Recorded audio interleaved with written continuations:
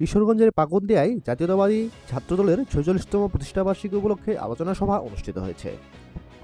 আজিজুল হক রাসেলের পাঠানো তথ্য ভিডিও চিত্রে দেখুন বিস্তারিত। অভিযান নিউজ টিভির সাথে আছি আমি তৌফিক হাসান। কিশোরগঞ্জের পাকুন্দিয়া উপজেলার বাংলাদেশ জাতীয়তাবাদী ছাত্রদলের ৪৬তম প্রতিষ্ঠাবার্ষিকী জাঁকজমকপূর্ণভাবে পালিত হয়েছে। বাংলাদেশ জাতীয়তাবাদী দল প্রতিষ্ঠার পর জিয়াউর রহমান বুঝতে পারেন যে ভবিষ্যতের বিএনপি নেতাদের জন্য একটি শক্তিশালী ছাত্র সংগঠনের প্রয়োজন। এরই প্রেক্ষিতে তিনি ১ জানুয়ারি ১৯৭৯ সালের ছাত্রদল প্রতিষ্ঠা করেন। এরই পরিপ্রেক্ষিতে প্রতিবছর ১ জানুয়ারিতে এই দিবসটি পালন করা হয়।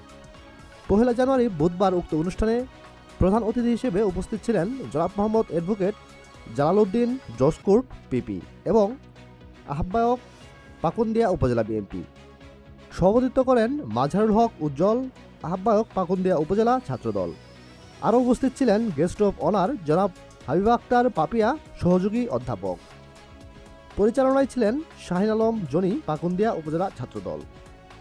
আরও ছিলেন জনাব মিজানুর রহমান, সদস্য সচিব, পাকুন্দিয়া ছাত্রদল, সাংবাদিকবৃন্দ সহ আরও অনেকে।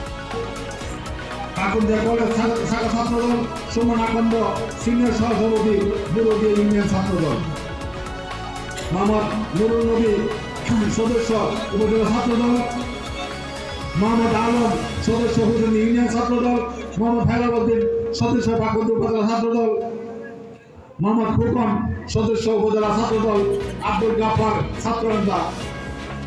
স্মরণ করছি মার্জিয়া আক্তার মহিলা সম্পাদিকা, পাকুন্দিয়া কলেজ ছাত্র সংসদ ও